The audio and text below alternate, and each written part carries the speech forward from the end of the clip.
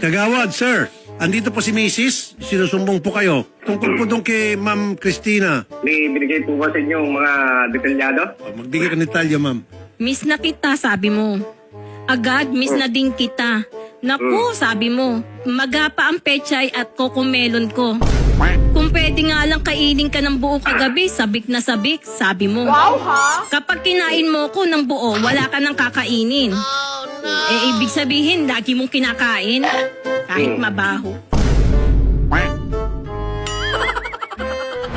Katawan lang gusto mo sa akin yung pechay ko. Chat lang yan.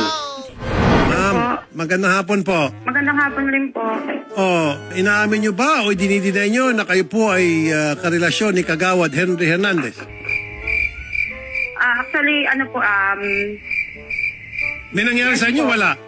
meron po. Okay, may nangyari. Buti ka pa, umamin Yes po. ka. Nangyari po sa amin na daw po yun. Ilang beses po? Twice. Twice, lagi niyong ginagawa sa manukan namin, ang bababoy niyo. Nandoon Hindi ako po lang sa lagi. bahay namin. Pagkatapos kayo, ako nagpapakahirap sa paghahanap buhay, pag-aayos sa mga pamilya ko. Pagkatapos kayo, naglalambingan lang doon.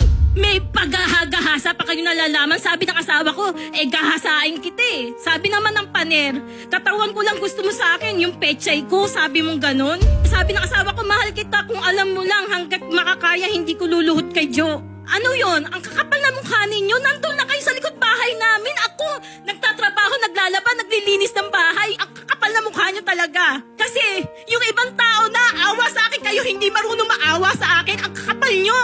Kaya kung umalis dyan, alam nyo ba? Hindi ko deserve na kaawaan ako. Hindi ko deserve. Kasi ako naghahanap buhay. Kayo, puro pagpapali ang alam nyo. Sorry sa word ko, pero pangit. Pangit yung ginagawa niyo sa akin. Hindi lang ikaw. Marami kayo. Huwag kang mag-alala. Hindi pa ikaw ang last ng asawa ko. Marami pa kayong darating sa buhay niya. Ikaw lang nandito ngayon, pero marami kayong susunod pa dyan. Bakit po marami nagkakagusto kay Mister? Akala po kasi nila ang asawa ko may pera. Ako po naghahanap buhay. Alam po ng buong barangay namin yan. Sorry, alam namin na nagkamali naman kami. Pasensya na. Kayo po ilalayuan nyo na po si Kagawad.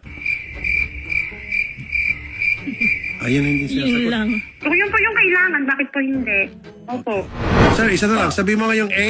Eh, Ayun.